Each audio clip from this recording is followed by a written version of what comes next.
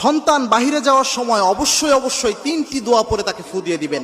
আমাদের অনেকের সন্তান স্কুল কলেজ বিভিন্ন জায়গায় যায়, অনেক মায়েরা এ সময় কি পরে ফু দিয়ে দিবে সন্তানকে? বাহিরের হাজার বালা মুসিবত, রোড ঘাটে অনেক সময় অ্যাক্সিডেন্ট হয়, এগুলো থেকে নিরাপত্তার জন্য সন্তানকে কি পরে ফু দিবে এটা অনেকেই জানে না।